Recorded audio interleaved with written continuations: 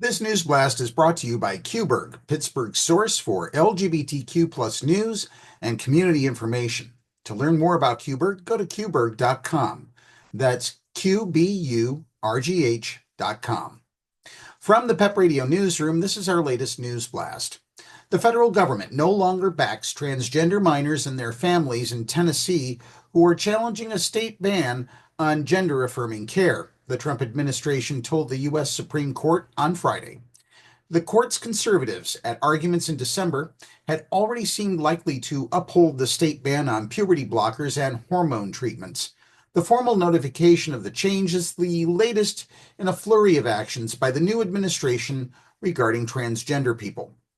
President Donald Trump signed an executive order in his second week in office halting federal support for gender-affirming health care for transgender people under age 19. The Tennessee law, known as Senate Bill 1, is similar to measures in about half the states that prohibit gender-affirming care for minors.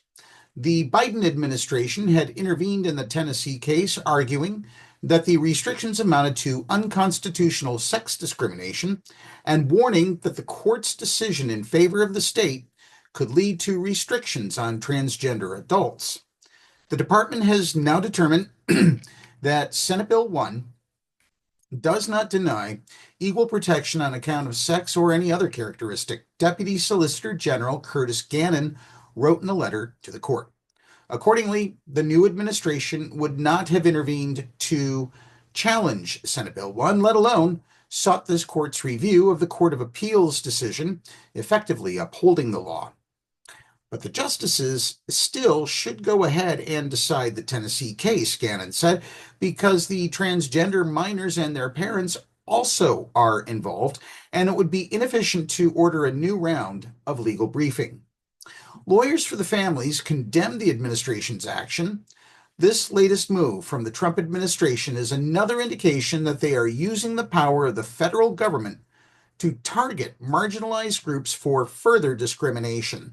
Lawyers from Lambda Legal and the American Civil Liberties Union said in a statement, a decision is expected no later than early summer.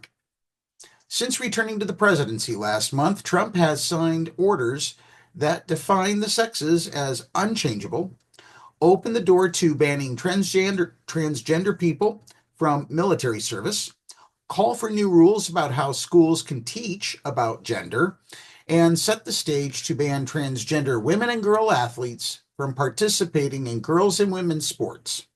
Several of the measures have already been challenged in court.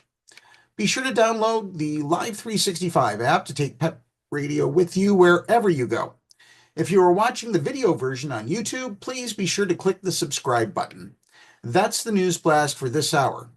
Next up is our weather forecast for the Meadville Radio here on PEP Radio.